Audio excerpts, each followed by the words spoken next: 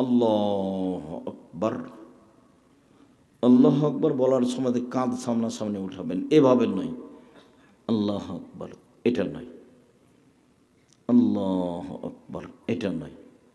আল্লাহু আকবার, এটা নয়। তাহলে কি? কাঁধ সামনাসামনি হলে কানের লতি সামনাসামনি। আল্লাহু আকবার, আল্লাহু আকবার। বিসমিল্লাহ চলবে না, এত পাওয়ারফুল শব্দ আল্লাহু আকবার। বিসমিল্লাহ আগে চলবে না। ওই যে অজু করেছেন, অজু করার পরে বলবেন আশহাদু আল্লা ইলাহা ইল্লাল্লাহু ওয়াহদাহু লা শারীকা লাহু ওয়া আশহাদু আন্না মুহাম্মাদান আবদুহু ওয়া রাসূলুহু। এবার জান্নাতের সব দরজা খুলে দেওয়া হয়েছে। হাদিস বুখারী মুসলিম। এক জায়গাতে মহিলাদের সাথে থাকা যাবে, সেটা এই জায়গা। মহিলাদের এক যা পার্সোনাল মর্যাদা সব জায়গাতেই। 4টা কাজ করলে জান্নাতের সব দরজা খোলা।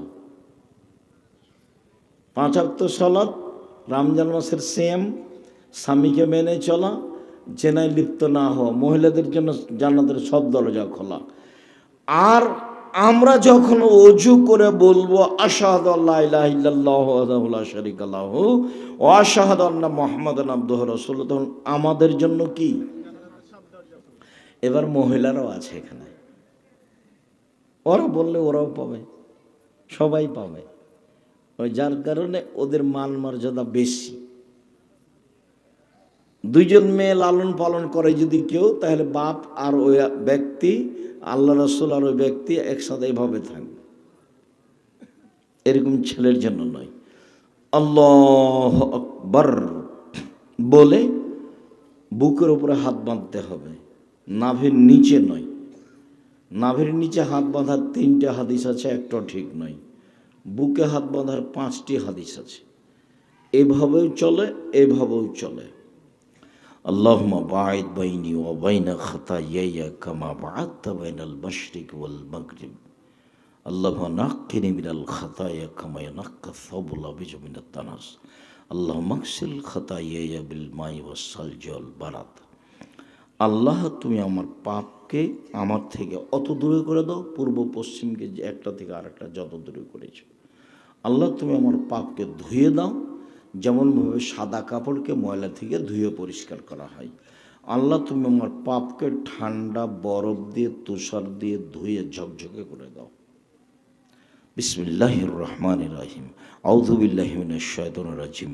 মারদুদ বিতাড়িত শয়তান থেকে পরিত্রাণ যাচ্ছি। বিসমিল্লাহির রহমানির রহিম। পরম দাত দয়ালুর নামে আরম্ভ করলাম। আলহামদুলিল্লাহি রাব্বিল আলামিন। বিশ্বজগতের প্রতিপালকের প্রশংসা। আর রহমানির রাহিম, তিনি হচ্ছেন পরম দাতা দয়ালু। মালিক ইয়াউমিদ্দিন, তিনি হচ্ছেন বিচার দিনের মালিক। ইয়াকা না'বুদু, একমাত্র তোমার ইবাদত করি। ওয়া ইয়াকা নাস্তাইন, একমাত্র তোমার নিকটে সাহায্য চাই। ইহদিনাস সিরাতাল মুস্তাকিম, তুমি আমাকে সোজা সঠিক পথ দেখাও। সিরাতাল লাযিনা আন'আমতা আলাইহিম, ওদের পথ দেখাবা যাদের প্রতি তুমি দয়া করেছ। গায়রিল মাগযুবি আলাইহিম ওয়ালাদ-দাল্লিন, ওদের পথ দেখায়ও না যারা ভ্রান্ত, যারা অভিশপ্ত। আমিন। দীর্ঘ সময় ধরে তোমার দরবারে যে প্রার্থনা করলাম, এই প্রার্থনা কবুল করো। বিসমিল্লাহির রহমানির রহিম। পরম দাতা দয়ালুর নামে আরম্ভ করলাম। কুল হুয়াল্লাহু আহাদ, হে নবী আপনি বলুন আল্লাহ একক। আল্লাহু সামাদ, তিনি নিরপেক্ষ মুখাপেক্ষিহীন। লাম ইয়ালিদ, তিনি কাউকে জন্ম দেননি। ওয়ালাম ইউলাদ, তিনি কারো থেকে জন্ম নেননি। ওয়ালাম ইয়াকুল লাহু কুফুওয়ান আহাদ, তার সমকক্ষ কেউ নেই। আল্লাহু আকবার। ওই পর্যন্ত হাত উঠাতে হবে, রুকুতে যেতে হবে না। এই ছেলে বসো, অল্প সময় দেরি করো। রুকুতে যাওয়ার সময় 2-3টে কথা। হাতটা সোজা থাকবে, আঙ্গুলগুলি খোলা খোলা থাকবে, হাঁটুকে চেপে ধরে থাকবেন। এইভাবে বাঁকা হবে না, মাথা উঁচুও হবে না, নিচুও হবে না। মাথা একবারে পিঠের লম্বা হাড়ের সাথে সোজা হয়ে থাকবে। একাধিক সহি হাদিস, একাধিক। মাথা এরকম উঁচুও হবে না, মাথা এভাবে নিচুও হবে না। মাথা সোজা থাকবে, পিঠের লম্বা হাড় সোজা হয়ে থাকবে, আর হাত দুটি আঙ্গুল খোলা খোলা থাকবে। এভাবে হবে না, সোজা থাকতে হবে। আপনি বলবেন সুবহান রব্বিয়াল আযীম যতবার ইচ্ছা, বারের কোনো হাদিস ঠিক নয়। আপনি বলবেন সুবহান কুদ্দুসুন রব্বুল মালাইকাতুর রূহ যত পারেন, বারের কোনো হাদিস নেই। আপনি বলবেন সুবহানাকা আল্লাহুম্মা রাব্বানা ওয়া বিহামদিকা আল্লাহুম্মা গফিরলি, হে আল্লাহ তোমার প্রশংসা সহকারে তোমার পবিত্রতা বর্ণনা করছে, তুমি আমাকে ক্ষমা করো যতবার ইচ্ছে। আপনি বলতে পারেন সুবহানা দিল জাবরুতি ওয়াল মালাকুতি ওয়াল কিবরিয়া ওয়াল আজমাত। কোরআন মাজিদ পড়তে পাবেন না, রুকু আর সিজদায় কোরআন মাজিদ পড়া নিষেধ। রুকু সিজদায় কোরআন মাজিদ পড়া নিষেধ। কিছুক্ষণ বললেন যেভাবে আপনার কুলাই, সুবহান রব্বিল আযীম বলতে পারেন একাধিকবার, যে যত পারে। এবার উঠেন সামি আল্লাহু লিমান হামিদা, আল্লাহ ও লোকের প্রশংসা শুনল যে তার প্রশংসা করল।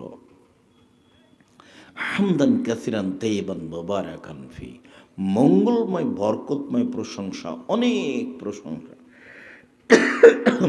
মিলা সামাওয়াতে, আকাশ পরিমাণ প্রশংসা, মিলার আর যেমন জমিন পরিমাণ প্রশংসা, মিলামা বাইনহুমা, আকাশ জমিনের মধ্যে যে ফাঁকা রয়েছে এই পরিমাণ প্রশংসা, মিলামা সে তামিন শাইন বাদ, এরপরে তুমি যে কত চাও, যত চাও তত তোমার প্রশংসা, তুমি যেভাবে চাও সেভাবে তোমার প্রশংসা। আরো দোয়া আছে পড়বেন। এরপরে চলেন সিজদায়। যখন আপনি পড়বেন তখন হাত ছেড়ে রাখবেন, হাত বাঁধবেন না। কেন? রুকু থেকে উঠে হাতকে স্ব স্থানে যেতে হবে, জোড়াকে একবারে ছেড়ে থাকবেন, দিয়ে দোয়া পড়ে দাঁড়িয়ে থাকবেন। তারপরে চলেন সিজদায়। সিজদায় যাওয়ার পূর্বে আপনার সাথে কয়েকটি জরুরি কথা। রাসূল সাল্লাল্লাহু আলাইহি ওয়াসাল্লাম বলেন অমির তানাজ্জাল আলা সাওয়াত আযম, আমাকে 7 হাড়ের উপরে সিজদা করতে বলা হয়েছে। নাক কপাল এ হলো 1, 2 হাত এ হলো 3, 2 হাঁটু এ হলো 5, 2 প্রায় বৃদ্ধাঙ্গুল এ হলো 7, 7টা অঙ্গের উপরে সিজদা। সিজদার সময় আপনি হাত উঠিয়ে গাও হাত চুলকাতে পাবেন না, চুলকালে এখানে 6 হয়ে যাবে। সিজদা কয় অঙ্গে দিতে হবে? 7 অঙ্গে। নাক কপাল একসাথে মাটিতে লেগে থাকবে, কোনটা আগে কোনটা পরে এটা বিবেচনা নয়। আর যেভাবে কপাল রেখেছেন তার চেয়ে একটু আগিয়ে রাখবেন, যাতে করে পিঠের লম্বা হাড় সোজা হতে পারে, আর পা গোড়ালি এইভাবে জমা লেগে যাবে। যারা বলেছে যে ডান পায়ের বৃদ্ধাঙ্গুল সবসময় একই রকম থাকবে, মিথ্যা কথা বলেছে। সিজদার সময় পা দুটি কি হবে? জমা লেগে যাবে। আয়েশা রাদিয়াল্লাহু তাআলা আনহা বলেন, ঘুম থেকে উঠে আমি দেখলাম রাসূল বিছানায় নেই। কোথায় কোথায় দেখি, কোথায় কোথায় দেখি, ঘরে অন্ধকার। আমার হাতটা তার 2 পায়ের গোড়ালির উপরে গিয়ে পড়ল, দেখলাম যে পা দুটি জমা হয়ে এভাবে আছে। তখন তিনি দোয়া, সিজদাতে এই দোয়া পড়ছিলেন। সম্মানিত দিনী ভাই বোন, তারপরে তিনি বললেন যে আমাকে কাপড় জড়িয়ে নিতে নিষেধ করা হয়েছে, আর চুল, মহিলারা খোপা খুলে রাখবে সালাতের সময়, খোপা বেঁধে রাখবে না, বেনি গাঁথা থাকলেও ছেড়ে দিতে হবে, আর এমনি খোলা থাকবে, খোপা বাঁধা অবস্থায় নয়, চুল ছেড়ে দিতে হবে। এবং হাত জড়ানো রাখবে না, কেউ হাত জড়িয়ে রাখতে পাবে না। অজু করার সময় জড়িয়ে নিয়েছেন, অজু শেষ হলে খুলে দিতে হবে।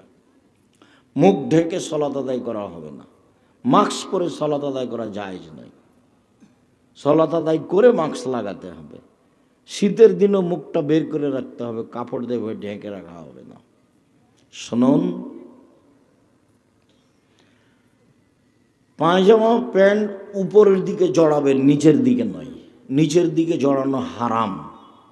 3 শ্রেণীর মানুষের সাথে আল্লাহ বিচারের মাঠে কথা বলবেন না, কথাই নাই তার সাথে, ভালো মন্দ পাপ নাকি যা আছে পরে, কথাই নাই। তার 1 শ্রেণীর মানুষ হয়েছে যারা পায়জামা প্যান্ট লুঙ্গি টাকনোর নিচে পড়ে, ওদের সাথে কথা নেই। 2 মালিকুন কাযযাব, যারা মিথ্যুক দায়িত্বশীল, মিথ্যুক হেডমাওলানা, মিথ্যুক হেডমাস্টার, মিথ্যুক প্রিন্সিপাল, মিথ্যুক ভাইস চ্যান্সেলর, মিথ্যুক মেম্বার, মিথ্যুক এমপি, মিথ্যুক মন্ত্রী, মিথ্যুক চেয়ারম্যান, মিথ্যুক ডিসি, মিথ্যুক এডিসি, যারা যেখানে মিথ্যা কথায় দায়িত্ব পালন করবে, সে যত বড়ই পরহেজগার হোক, আল্লাহ তার সাথে কথাই বলবেন না, কথাই নেই। যা 3 শাইখুন জানিন, বেশি বয়সে জেনা করে, যা তার সাথে কথা বলবেন না। অন্য বর্ণনায় এসেছে আইলুল মুস্তাকবির, গরিব মানুষ গৌরবী। যে গরিব মানুষ আবার কিভাবে গৌরবী হয়? গরিব মানুষ এতদিন চলে না, তারা বলে অহংকার কি। আমি আপনাদের যে বোঝার জন্য বলেছি যে ও রাস্তাতে রিক্সার উপরে সিটের উপরে বসে আছে। আমি বললাম চলো ভাই যাই, একটু তাড়াতাড়ি করছি বলে আমি এখন যাব না। এই হলো গরিব মানুষ গৌরবী। ধান পেকে নষ্ট হয়ে যাচ্ছে, বৃষ্টি হচ্ছে, চলো 2 দিন কাজ করি, বলে এখন আমি কাজ করব না, 2 দিন পরে। তুমি, এটা তো পৃথিবী, ওকেই তো কাজ করতে হবে। কেন বলছে যাব না? যাব না বলবে কেন? গরিব মানুষ আপনার সমতে আপনি মাছ কাপড় চোপড় কিনবেন, আপনি এত দাম দিয়ে কাপড় কিনলেন কেন? তাহলে বউয়েরও বুদ্ধি নেই, বউ হলো হস্তিনী আর আপনি হলো বোকা মানুষ। স্বাভাবিকভাবে সংসার করতে হবে মধ্যম পন্থায়। সম্মানিত দিনী ভাই বোন, সিজদায় বলবেন সুবহান রব্বিল আলা, যতবার ইচ্ছা বলবেন সুবহান কুদ্দুসুন রব্বুল মালাইকাতুর রূহ, যতবার ইচ্ছা বলবেন সুবহানাকা আল্লাহুম্মা রাব্বানা ওয়া বিহামদিকা আল্লাহুম্মা ইগফিরলি, যতবার ইচ্ছা বলবেন আল্লাহুম্মা ইগফিরলি যামবি কুল্লাহু দিক্কাহু জুল্লাহু ওয়া ওয়াল্লাহু আকরাহু নিয়াতু সিররা। যা হাদিসের দোয়া মুখস্থ আছে সব বলবেন। আল্লাহুম্মা ইন্নাকা আফুবুন তুহিব্বুল আফওয়া ফা'ফু আন্নি, আল্লাহুম্মা নাসআলুকাল হুদা ওয়াত তাকা ওয়াল আফাফা ওয়াল গিনা। সিজদায় অনেক দোয়া পড়েন, কোরআন মাজিদ পড়া নিষেধ। রব্বির হামহুমা কামা রাব্বায়ানি সগীরা বলা যাবে না। রব্বানা আতিনা ফিদ দুনিয়া হাসানাতাও ওয়া ফিল আখিরাতি হাসানাতাও ওয়া কিনা আযাবান্নার বলা যাবে না। উঠে আসেন, বলেন আল্লাহুম্মা ইগফিরলি ওয়ারহামনি ওয়াহদিনি ওয়াগফিরনি ওয়ারজুকনি। তারপরে আবার সিজদায় যান, ওভাবে সিজদা করেন, উঠে আসেন, হলে 1 রেকাত, তারপর আর 1 রেকাত। আত্তাহিয়াতুর বৈঠকে বাম পায়ের পাতার উপরে বসবেন, ডান পা এভাবে খাড়ো করে রাখবেন, বৃদ্ধাঙ্গুলটা কেবলামুখী থাকবে। আর যদি সালামের বৈঠক হয় তাহলে বাম পা ডান দিকে বের করে দিবেন। সালামের বৈঠক 1 রাকাতে, তা হলো বিতর। সালামের বৈঠক 2 রাকাতে, তা হলো ফজর। সালামের বৈঠক 3 রাকাতে, তা হলো মাগরিব। সালামের বৈঠক 4 রাকাত, তা হলো জোহর, আসর, এশা। বোঝা গেল না কথা? সালামের বৈঠকে যখন বসবেন তখন বাম পা ডান দিকে বের করে দিবেন, আর নিতব্য পিছনটা মাটির উপরে রেখে দিবেন। বাম হাতের আঙ্গুলগুলি জমা জমা করে হাঁটুর উপরে রাখবেন, আর ডান হাতের আঙ্গুলে 2টা জমা করে তৃতীয় আঙ্গুলের নখের উপরে বৃদ্ধাঙ্গুল রেখে গোলাকার করবেন। আর অবিরাম নড়াতে হবে। 30 বছর থেকে বলছি আপনাকে, একবার উঠাতে হবে। এর প্রমাণে কোনো ভুয়া হাদিসও নাই, জাল হাদিসও নেই। আর এভাবে খাড়ো করে ধরতে হবে, এটা নয়, অবিরাম নড়বে। এটা হলো শয়তানকে আঘাত করা। আসাদ্দ আলা শয়তানে মিনাল হাদিদ, লোহা দিয়ে আঘাত করলে শয়তানকে যত লাগবে, এইভাবে আঙ্গুলটা উঠালে শয়তানকে তার চেয়ে বেশি লাগবে। তারপরে আপনি বলবেন আত্তাহিয়াতু লিল্লাহি ওয়াস সালাওয়াতু ওয়াত তাইয়্যিবাতু, সমস্ত ইবাদত আল্লাহর জন্য। আসসালামু আলাইকা আইয়ুহান নবিয়্যু ওয়া রাহমাতুল্লাহি ওয়া বারাকাতুহু, আল্লাহর নবী আপনার উপরে সালাম, শান্তি, বরকত, দয়া। আসসালামু আলাইনা, শান্তি আমাদের উপরে, ওয়া আলা ইবাদিল্লাহি সলিহিন, সব ভালো মানুষের উপরে শান্তি। আশহাদু আল্লা ইলাহা ইল্লাল্লাহ, আমি সাক্ষ্য দিচ্ছি আল্লাহ ছাড়া কোনো মাবুদ নেই। ওয়া আশহাদু আন্না মুহাম্মাদান আবদুহু ওয়া রাসূলুহু, আমি সাক্ষ্য দিচ্ছি মুহাম্মদ সাল্লাল্লাহু আলাইহি ওয়াসাল্লাম তার বান্দা এবং তার রাসূল। তারপরে দুরুদ ইব্রাহিম। একটু রাসূল সাল্লাল্লাহু আলাইহি ওয়াসাল্লাম বললেন আত্তাহিয়াত বলার পরে, আব্দুল্লাহ ইবনে মাসউদ বলেন যে রাসূল সাল্লাল্লাহু আলাইহি ওয়াসাল্লাম তাশাহুদ শিখাতেন। সূরা কোরআন মাজিদ যেমন আল্লাহ রাসূল মানুষকে, সাহাবীকে শিখাতেন, তেমনিভাবে তাশাহুদ শিখাতেন। তাশাহুদ শেষ হয়ে গেলে তিনি বলতেন, পৃথিবীর মানুষ শুনে রেখো, আল ইয়াতাখাইয়ার বিনাদ দুআয়ে মা যাবো ইলাইহি, আত্তাহিয়াত হয়ে গেলে পৃথিবীর যে কোনো মানুষ তার পছন্দ মতো দোয়া বাছাই করে নেবে, যেটা ভালো লাগে। এইবার সালামের বৈঠক, যা ভালো লাগে কোরআন আর হাদিস যা মুখস্থ আছে, রব্বানা যালামনা আনফুসানা ওয়া ইল্লাম তাগফির লানা ওয়া তারহামনা লানাকুনান্না মিনাল খাসিরিন, রব্বি ইন্নী যালামতু নাফসি ফাগফিরলি রব্বিগফির ওয়ারহাম ওয়া আনতা খায়রুর রাহিমিন আন্নী মাসসানিয়াদ দুররু ওয়া আনতা আরহামুর রাহিমিন। যা মনে আছে কোরআনের দোয়া আর হাদিসের দোয়া, আস্তাগফিরুল্লাহ ওয়া আতুবু ইলাইহি, আস্তাগফিরুল্লাহাল্লাযী লা ইলাহা ইল্লা হুয়াল হাইয়ুল কাইয়্যুম ওয়া আতুবু ইলাইহি, রব্বিগফিরলি ওয়া তুব আলাইয়া ইন্নাকা আনতাত তাওয়াবুল গাফুর, আল্লাহুম্মা আনতা রব্বি লা ইলাহা ইল্লা আনতা খালাকতানি ওয়া আনা আবদুকা ওয়া আনা আলা আহদিকা ওয়া ওয়াদিকা মাসতাতাতু আউযু বিকা মিন শাররি মা সানাতু আবু লাকা বিনি'মাতিকা আলাইয়া ওয়া আবু বিযামবি ফাগফিরলি ফাইন্নাহু লা ইয়াগফিরু যুনুবা ইল্লা আনতা। যা মুখস্থ আছে, সালামের বৈঠক আপনি বলে নিয়ে সালাম ফিরবেন। সম্মানিত দিনী ভাই বোন, দেখুন তো সালামের বৈঠকে আত্মাহতের পরে কি এইটা? আর একটা ঘটনা আছে, উমর রাদিয়াল্লাহু তাআলা আল্লাহ রাসূল বলছেন, দেখো দুআউন নাস মুআল্লাকুন বাইনাস সামাই ওয়াল আরদ, যে মানুষের দোয়া আসমান জমিনের মধ্যে ঝুলন্ত আছে। লা ইয়াসআদু ইলাইহি শাইউন মিনাদ দুআ হাত্তা তুসাল্লি আলা নবিয়িকা, যতক্ষণ পর্যন্ত মানুষ দুরূদ না পড়বে, তুমি দুরূদ না পড়বা, ততক্ষণ পর্যন্ত উপরে কোনো দোয়া যাবে না। এই জন্য আত্মাহত পড়ার পরে দুরূদ পড়তে হয়। তারপরে দোয়ায়ে মাসুরা, দোয়ায়ে মাসুরা খুব খেয়াল করে জরুরিভাবে পড়বেন, দুই অংশই, আল্লাহুম্মা ইন্নী যালামতু নাফসি যুলমান কাসীরা, এই অংশ।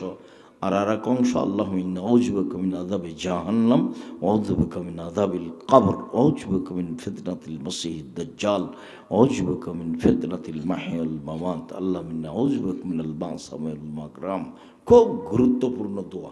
আরও যা দোয়া মুখস্থ আছে, এখন বলবেন, রব্বির হামহুমা কামা রাব্বায়ানি সাগীরা, রব্বিগফিরলি ওয়ালিওয়ালিদাইয়া ওয়া লিমান দাখালা বাইতি মুমিনাল মুমিনিনা ওয়াল মুমিনাত। সম্মানিত দিনী ভাই বোন, এই পদ্ধতির সালাত আদায়ের জন্য আন্তরিকভাবে অনুরোধ জানাচ্ছি। আন্তরিকভাবে অনুরোধ জানাতে আপনাকে ভালোভাবে অনুরোধ জানাচ্ছি যে মানুষের জীবনে সবচেয়ে জরুরি কাজ কি বলেন তো দেখি? সালাত। মানুষের জীবনে এর চেয়ে জরুরি কাজ দুনিয়াতে নেই। সেটা যেটাই হোক, হাইকোর্ট হোক, জজ কোর্ট হোক, হজ হোক, সিএম হোক, তাহাজ্জুদ হোক, তাসবিহ তাহলিল হোক, জিকির আজকার হোক, দান খায়রাত হোক, মানুষের জীবনে সবচেয়ে জরুরি কাজ কি? সালাত। আপনি পালন করার চেষ্টা করবেন, অন্তত ফরজ ইনশাআল্লাহ। এর ব্যতিক্রম কোনো পথ নেই। সকল দিনই ভাই বোনকে সালাত আদায়ের জন্য আন্তরিকভাবে অনুরোধ জানিয়ে, আজকে আবদুল্লাহ আসেনি, কিন্তু আবদুল্লাহর বইটার সাথে আছে, কি যেন নতুন বই বের হয়েছে, আল্লাহর পথে যাত্রা। আল্লাহর পথে যাত্রা বইটা আছে, আর 1000 প্রায় ফতোয়া আছে, যেটা আমাদের সংকলনে এসেছে। প্রায় 1000 ফতোয়ার বইটা দেখবেন। আর উপদেশ বই, খালি পরিবারকে লাঠি দিয়ে ঠিক করতে বলছেন আল্লাহ নবী। পৃথিবীর এত বড় ভিন্ন ধরনের মানুষ লাঠি দিয়ে পরিবারকে ঠিক করতে বলছে। বলছে পরিবারের ওপর থেকে লাঠিটা উঠায় না, প্রয়োজনে পিটাতে হবে, প্রয়োজনে পিটাতে হবে। আর আবু বকর সিদ্দিক রাদিয়াল্লাহু তাআলা তো মুহাম্মদ সাল্লাল্লাহু আলাইহি ওয়াসাল্লামের সামনে মেয়েকে মেরেই দিলেন, ব্যতিক্রম মারলেন। আয়েশা রাদিয়াল্লাহু তাআলা বলছেন, আবু বকর আমার নিকটে আসলেন, ওয়াল্লাকা জানি লাকসাতান শাদীদা, আমার এই কোমরের এই জায়গার উপরে খুব জোরে মারলেন। ওই সময় আমার স্বামী আমার উরু রানের উপরে মাথা দিয়ে ঘুমিয়েছিলেন। তিনি যদি মাথা দিয়ে না ঘুমাতেন তাহলে মায়ের কারণে আমি দূরে সরে যেতাম, এত জোরে মারলেন। কি ঘটনা! আমরা সফর থেকে আসছিলাম, আমি আয়েশা রাদিয়াল্লাহু আনহা বলেন, আমার গলার হারটা হারিয়ে গেল। আমার বড় বোনের হার নিয়ে এসেছিলাম চেয়ে, আমিও খুব লজ্জিত, হারও খুঁজেও পাই না, এখান থেকে যেতেও পারি না, সালাতের টাইম হয়ে গেছে, পানিও নেই, ওযুও করতে পারি না, বড় বিপদে সবাই, অনেকগুলো মানুষ, প্রায় 1500-1400 মানুষ। তো জনগণ বলল, আবু বকর সিদ্দিক আপনার মেয়ে কি করেছে জানেন? কি হয়েছে? তা হার হারিয়েছে, আমরা তো কই যেতে পারি না। তাই এই কথা শুনে রাগ করে আসছেন, মেয়েকে মারবেন সেই জন্য। তো মেয়ের যে অবস্থা, এটা যদি আমাদের দেশে হতো, তার মানে কি মেয়ের অবস্থা? মেয়ের উরু রানের উপরে জামাই মাথা দিয়ে শুয়ে আছে। তা আমাদের চাঁপাইনবাবগঞ্জ, আমাদের নওগাঁ জেলাতে যদি বাপ এভাবে দেখে যে এরকম, এইভাবে ঘুরবে, ইন্নালিল্লাহ, এইভাবে ঘুরবে। তাই ঘুরবে না ভাইজান? এমন ভাবে মারলেন, সবচেয়ে বড় মানুষে মারলেন, সবচেয়ে বড় মহিলাকে মারলেন, সবচেয়ে বড় মানুষের সামনে মারলেন, বিবাহদারী মেয়েকে মারলেন, পূর্ণ যুবতী মেয়েকে মারলেন, জামাইয়ের সামনে মারলেন, দিন দুপুরে মারলেন, খোলা মাঠে মারলেন, হাত দিয়ে মারলেন, সবচেয়ে বড় মানুষে মারলেন। পৃথিবীর ইতিহাসে নবী রাসূল ব্যতীত এত বড় মানুষ কেউ নেই। আবু বকর সিদ্দিক রাদিয়াল্লাহু আনহু ব্যতিক্রম মানুষ এই নেই। পৃথিবীর ইতিহাসে হাওয়া থেকে নিয়ে কিয়ামত পর্যন্ত আয়েশার মতো মহিলা নেই। পৃথিবীর ইতিহাসে মুহাম্মদ সাল্লাল্লাহু আলাইহি সাল্লাম সবচেয়ে বড় মানুষ, সবচেয়ে বড় মানুষে মারলেন, আবু বকর সিদ্দিক রাদিয়াল্লাহু আনহু মারলেন, সবচেয়ে বড় মহিলাকে মারলেন, আয়েশাকে মারলেন রাদিয়াল্লাহু আনহা, সবচেয়ে বড় মানুষের সামনে মারলেন, মুহাম্মদ সাল্লাল্লাহু আলাইহি সাল্লামের সামনে মারলেন, বিবাহদারী মেয়েকে মারলেন, যে বিবাহ দিয়েছে মেয়ের, পূর্ণ যুবতী মেয়েকে মারলেন, জামাইয়ের সামনে মারলেন,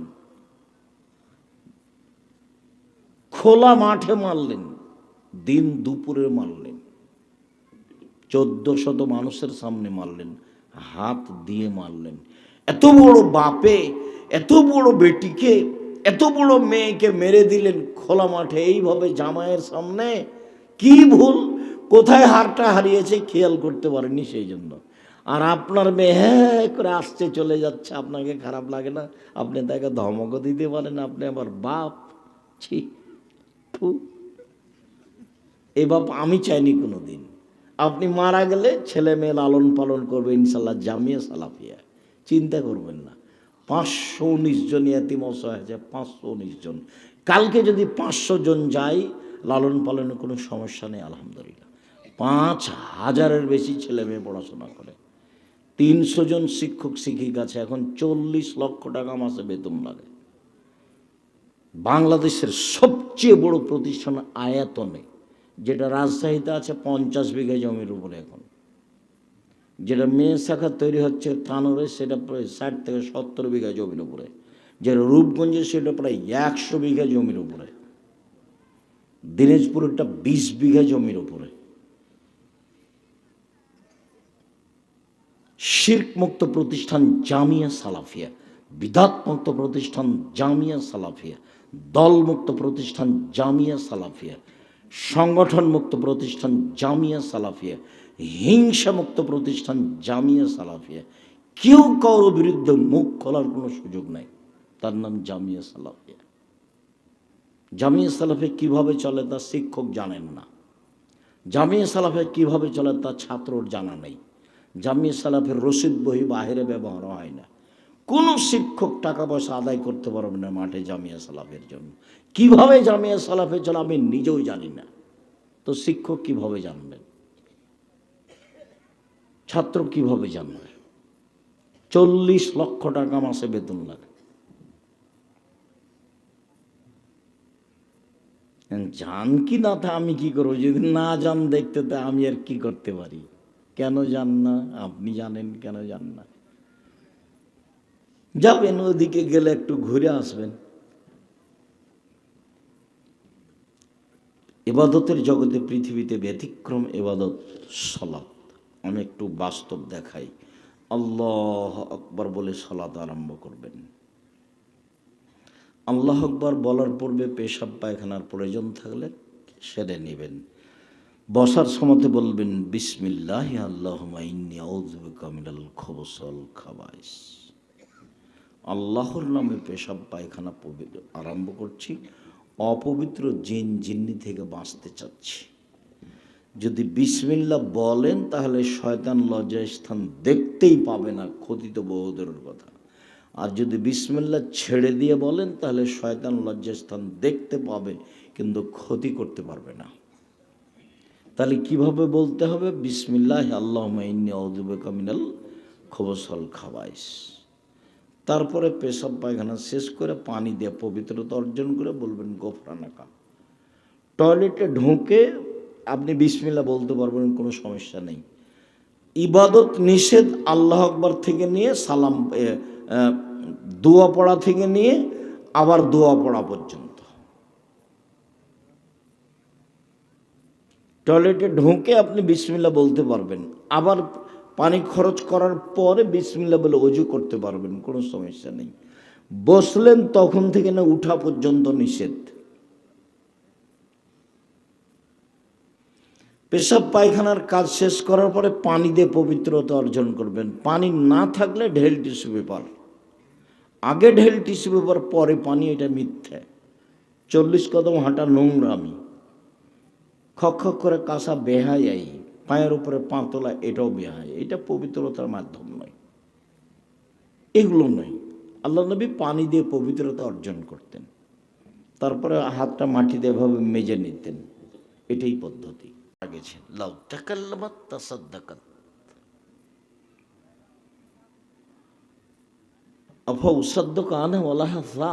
আমি কি আমার মায়ের নামে দান করতে পারি, তার কি নেকি হবে? কালা নাম। আল্লাহ রসুল বলেন হ্যাঁ হবে। হাদিস বুখারী মুসলিম। একজন লোক এসে বলছে, আল্লাহ নবী কাদমাতা আবি ওয়া তারাকা মালান, আমার আব্বা মারা গেছেন, অর্থ সম্পদ জমি জায়গায় ছেড়ে গেছেন। আল্লাহ ইউসিনি, তিনি আমাকে কিছু বলে যাননি। আমি আমার আব্বার নামে যদি দান করি তাহলে আমার আব্বার পাপ মিটে যাবে কি? আল্লাহ রসুল বলেন হ্যাঁ, খুব ক্ষমতাধর শক্তিশালী ইবাদত দান, কিন্তু আপনি সালাত আদায় করেন না, তখন এটাও কাটা যাবে।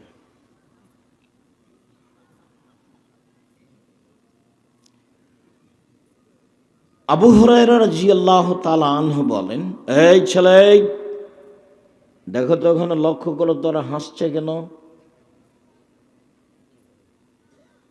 আর দোকানপাটে বসে আছেন কেন? দুই একজন মানুষ আপনারা ওখানে কি করছেন?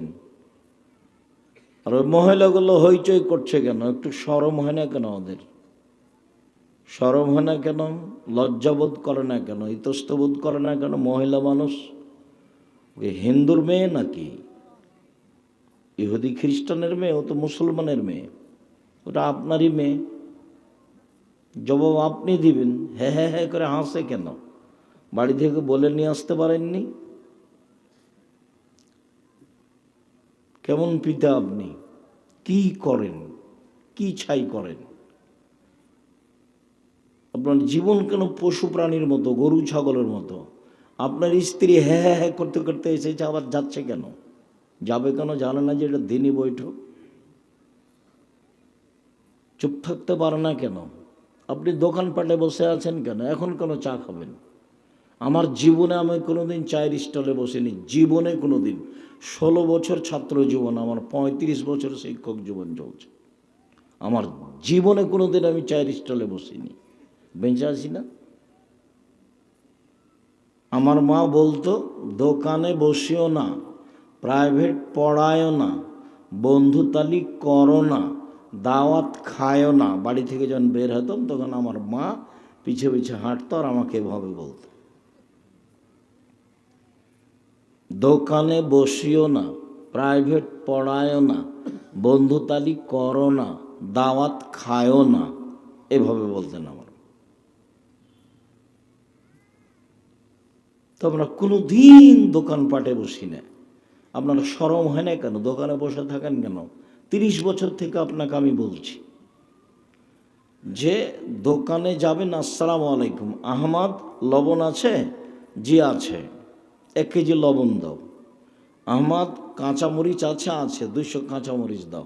টাকা দেওয়া হয়েছে, চলে আসেন। আপনি আপনি বসে আছেন কেন? ওখানে গল্প করেন কেন? ওখানে তো নির্বাচনের গল্প হয়, ওখানে তো কারো বদনাম হচ্ছে। আপনি অত সহজ মনে করলেন? 50 বছর যাবৎ তাহাজ্জুদ পড়েছেন, 5 ওয়াক্ত, ওইদিকে দাও, ওইদিকে দাও, 5 ওয়াক্ত সালাত আদায় করেছেন, তাহাজ্জুদ পড়েছেন, তারপরে দোকানে বসে আপনি বললেন যে অমুক খারাপ। সব ইবাদত একদিকে দেন, ওটা একদিকে দেন তো দেখি কি হয়। ওটা ভারী হয়ে যাবে, কেননা ওটা তো ক্ষমা হবে না, ওটা ওর হাত ধরে ক্ষমা নিতে হবে। আর নাহলে বিচারের মাঠে নেকি দিয়ে বুঝিয়ে দিতে হবে, ওটা মানুষের সাথে জড়িত পাপ। সুদ তো মহাপাপ, এই কথাই ঠিক।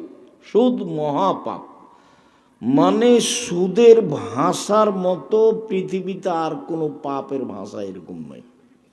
ভাষা শুনতেই ভারী লাগে, অথচ রাসূল সাল্লাল্লাহু আলাইহি ওয়াসাল্লাম সবচেয়ে পবিত্র, ব্যতিক্রম, ভদ্র, নম্র মানুষ বলছে। আল্লাহ রসুল বলছেন, মায়াকুলো দিরহাম রেবা ইয়ালাম আসাদ্দমিন সিতাত সালাসিনা জিনিয়া। কেউ যদি জেনে শুনে 1 টাকা সুদ খায়, 36 বার জেনা করে যত পাপ হবে, 1 টাকা সুদ খেলে তার চেয়ে বেশি পাপ হবে। শিরক মহাপাপ, কিন্তু ভাষা এমন নয়। বাপ মাকে গালি দেওয়া মহাপাপ, পৃথিবীর 2 নম্বর পাপ, কিন্তু ভাষা এরকম নয়। মিথ্যা সাক্ষী দেওয়া পৃথিবীর 3 নম্বর মহাপাপ, কিন্তু ভাষা এমন নয়। মানুষকে হত্যা করা মহাপাপ, কিন্তু ভাষা এরকম নয়। যুদ্ধের মাঠ থেকে পালিয়ে যাওয়া মহাপাপ, কিন্তু ভাষা এমন নয়। মানুষের উপরে অপবাদ লাগানো মহাপাপ, কিন্তু ভাষা এরকম নয়। একেবারেই ব্যতিক্রম ভাষা। আল্লাহ রসুল বলছেন, আল বিক্র বিল বিক্রে জিলদম ইয়াতাগরিব সানা। অবিবাহিত ছেলে মেয়ে যদি জেনা করে, তাহলে তাকে 100 লাঠি পিটিয়ে এলাকা থেকে 1 বছরের জন্য তাড়িয়ে দিতে হবে। জেনা।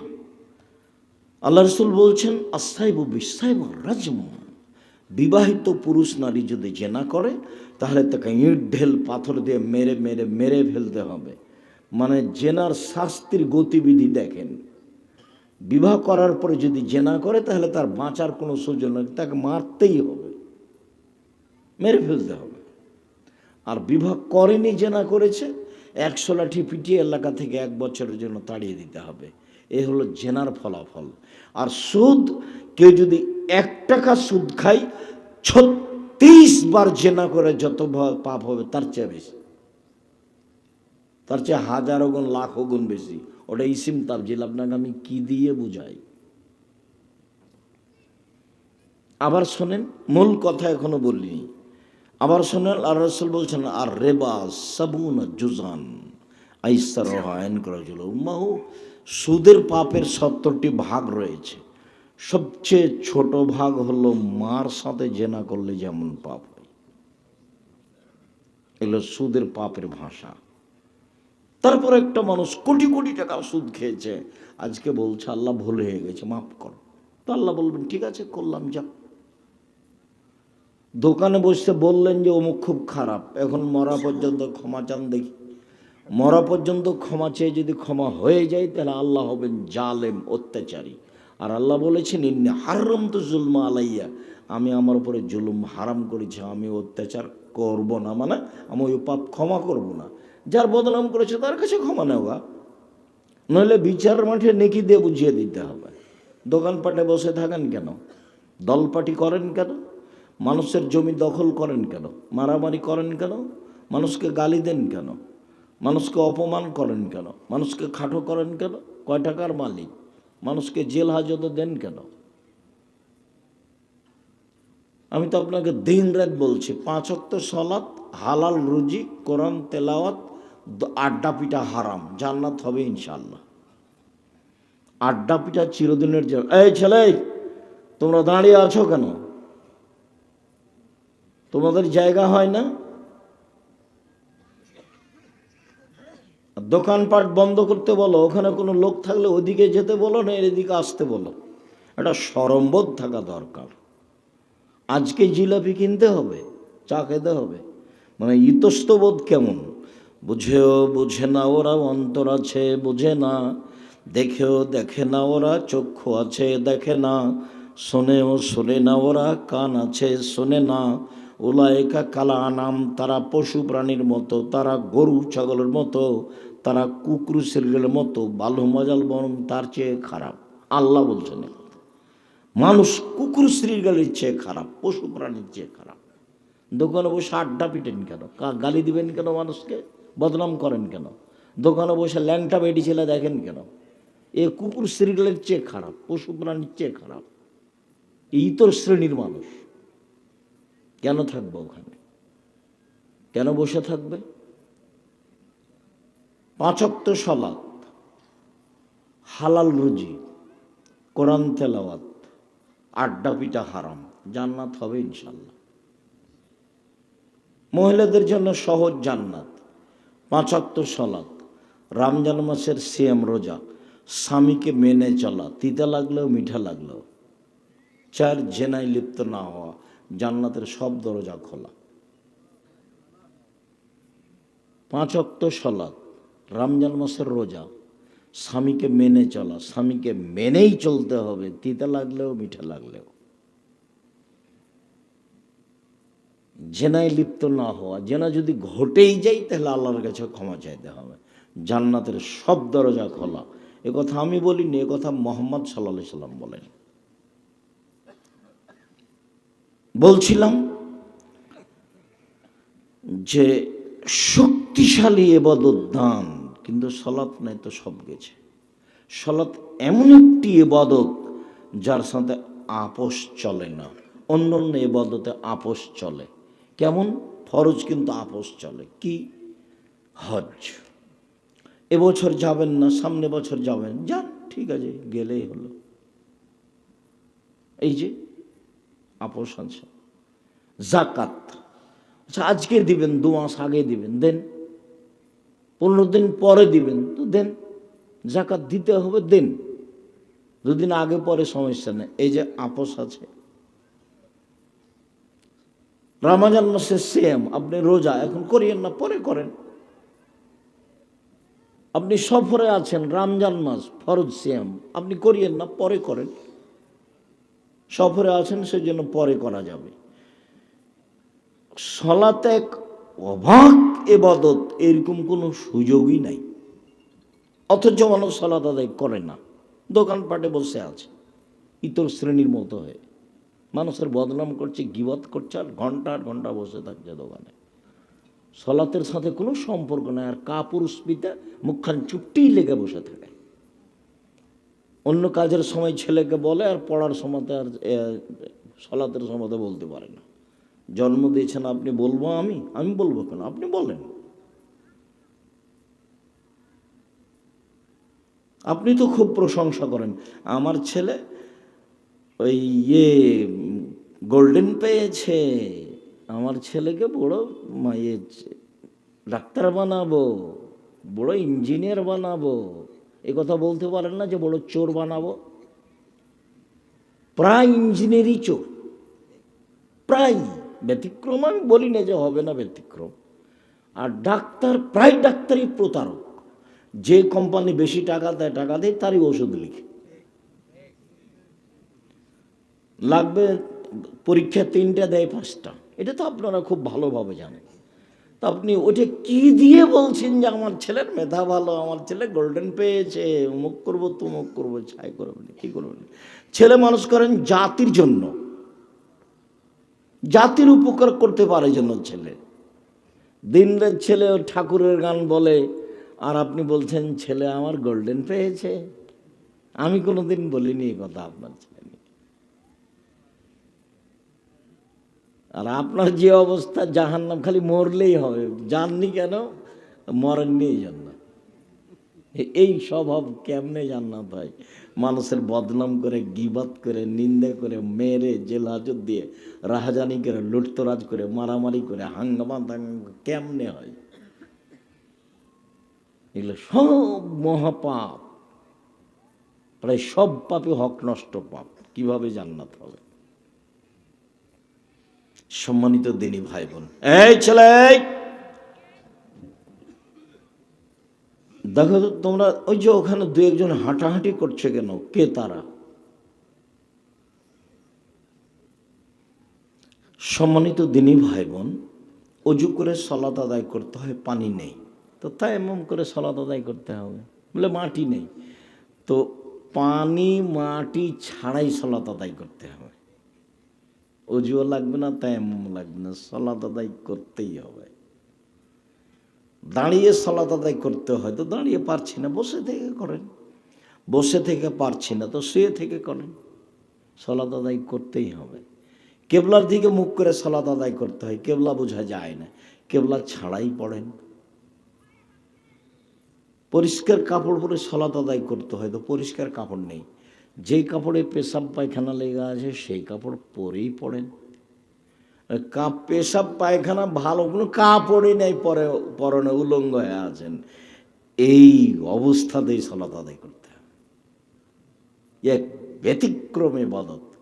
গাড়িতে উঠে আছেন, দাঁড়িয়ে আছেন, শিকল ধরে আছেন, ঠেল মানে না, কখন গাড়ি থেকে নামবেন হিসাব করতে পারছেন না, এই অবস্থায় সালাত আদায় করতে হবে।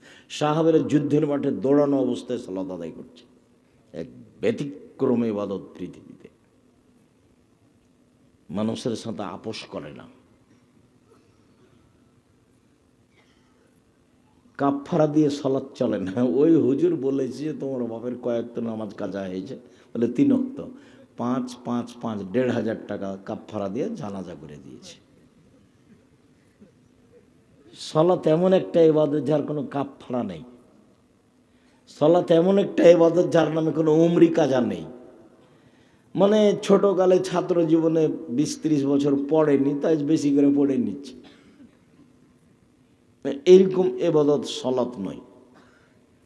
পাগলামি চলে না সালাতে। রাসূল সাল্লাল্লাহু আলাইহি সাল্লাম বলেন, as-salatu salasatu aflasin, সালাত 3 ভাগে বিভক্ত। আর তহুর সলুসুন, অজু হলো 3 ভাগের 1 ভাগ। আর রুকু সলুসুন, রুকু হলো 3 ভাগের 1 ভাগ। আর সুজুদ সলুসুন, সিজদা হলো 3 ভাগের 1 ভাগ। ফামান আদ্দাহা বিহাক্কিহা, যে এই 3টে ঠিক ঠিক নিয়ম অনুযায়ী করবে, কবেলাত সালাতহু, তার সালাত কবুল করা হবে। কবেলা সায়ের আমালিহি, তার সব আমল কবুল করা হবে। ওয়াইন রুদ্দাত আলাইহি সালাতুহু, আর যদি তার সালাত প্রত্যাখ্যান করা হয়, এইভাবে ঠিকঠাক আদায় না করে, রুদ্দ আলাইহি সায়ের আমালিহি, সব আমল তার বাতিল করা হবে। সুন্দর করে উজু। সাহাবীগণ বলছেন, আল্লাহ নবী একদা সাহাবীনকে বলছেন, তোমাদের আমি একটা আমলের কথা বলে দেব না? আল্লাহ আদুল্লুকুম আলা আমালিন, একটা আমলের কথা বলে দিই, যেটা করলে তোমাদের পাপ মিটে যাবে, মান বেড়ে যাবে, পাপ মিটে যাবে, মান বেড়ে যাবে। সাহাবীগণ বলছেন, হ্যাঁ খুব তো ভালো কথা, বলেন কি করলে পাপ মিটে যাবে, মান বেড়ে যাবে? তখন আল্লাহ রসুল বলছেন যে ইসবাগুল উজু, সুন্দর করে উজু করলে পাপ মিটে যাবে, মান বেড়ে যাবে। 2, কাসরাতুল খুতা ইলাল মাসাজিদ, পায়ে বেশি বেশি হেঁটে মসজিদে গেলে, বেশি পরিমাণে হেঁটে গেলে পাপ মিটে যাবে, মান বেড়ে যাবে। 3, ইন্তেজারুস সালাত বাদাস সালাহ, সালাতের পরে সালাতের জন্য অপেক্ষা করলে পাপ মিটে যাবে, মান বেড়ে যাবে। একদা একদিন রাসূল সাল্লাল্লাহু আলাইহি সাল্লাম বলছেন যে আল্লাহ তাআলা আমাকে বলছেন, মানে হাদিসে কুদসি, আল্লাহ তাআলা বলছেন, ইয়া মুহাম্মদ হাল তাদরি ফিমা ইয়াখতাসিমুল মালাউল আলা, মুহাম্মদ আপনি বলতে পারেন ওপরে কি নিয়ে তর্ক বিতর্ক হইচই বলা বলি হচ্ছে? জি হ্যাঁ পারি। ওখানে কি নিয়ে বলা বলি হচ্ছে? আল কাফারাত, কি করলে মানুষের পাপ মিটে যাবে সেইটা ফেরেশতাগণ বলা বলি করছে। জিবরাইল আমাদের নবীকে মোহাম্মদ বলে ডাকতেন, আল্লাহ আমাদের নবীকে মোহাম্মদ বলে ডাকতেন, আর সাহাবীগণ আমাদের নবীকে বলতেন আল্লাহর রাসূল বলেছেন, আল্লাহর রাসূল করেছেন, আল্লাহর রাসূল দিয়েছেন, আল্লাহর রাসূল খেয়েছেন। আর ভারত, বাংলাদেশ, পাকিস্তানের আমাদের দেশের আলেম ওলামা দেশবাসী বলে হুজুরে পাক সাল্লাল্লাহু আলাইহি সাল্লাম। মানে না রাসূলের সাথে মিল আছে, না সাহাবীর সাথে মিল আছে, না জিবরাইলের সাথে মিল আছে, না আল্লাহর সাথে মিল আছে। আল্লাহ আমাদের নবীকে বলতেন মুহাম্মদ, জিবরাইল আমাদের নবীকে বলতেন মুহাম্মদ, আর সাহাবীগণ আমাদের নবীকে বলতেন আল্লাহর নবী বলেছেন, আল্লাহর নবী করেছেন, আল্লাহর নবী দিয়েছেন। আর আমাদের দেশে সবাই কি বলছে? হুজুরে পাক সাল্লাল্লাহু আলাইহি সাল্লাম। বিবেচনায় যে কেউ করে না, আর বক্তৃতার জগৎ দেখলে আমাকে আরো খুব আফসোস হয়। মানে এর চেয়ে বোকামি জগৎ দুনিয়া তার কোথাও নেই। আপনি বিশ্বাস করেন, আপনাদের হাই স্কুলের হেডমাস্টার কে যদি আপনারা গ্রামবাসী পা ধরে বলেন যে ভাইজান আমাদের এই মূর্খ ছেলেটা ঘন্টা মারার জন্য নিতে হবে, ঘন্টা মারার জন্য, নেবে না। কিছু বলেন কি, অক্ষরই চিনে না, আমি তাকে কেমনে নি? আর বক্তৃতার জগৎ, একজন মাওলানা বক্তব্য ও কোরআন মাজিদ পড়তে পারে না, সে বক্তা, থুঁতির জোর থাকলে বক্তৃতা বক্তা।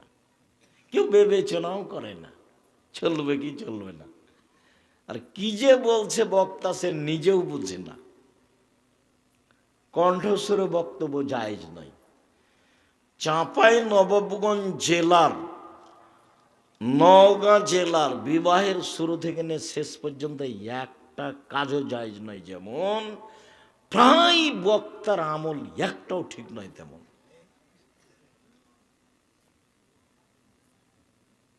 যে বিবাহের শুরু থেকে নিয়ে শেষ পর্যন্ত, এই যে মহিলা মানুষ গল্প করছে আর যাচ্ছে, হ্যাঁ হ্যাঁ হ্যাঁ করে হাসছে আর গল্প করছে, যায় জবাব আমি দিব, আপনি দিন। ওটা আপনার স্ত্রী, নাহলে আপনার বোন, নাহলে আপনার মা, নাহলে আপনার খালা। মুখখান বন্ধ করতে পারে না কেন? কোন স্বভাব? স্বভাব কেন এত দুর্বল? স্বভাব কেন এরকম? স্বভাব কেন ভালো নয়? আপনি ওইভাবে থাকেন বাড়ি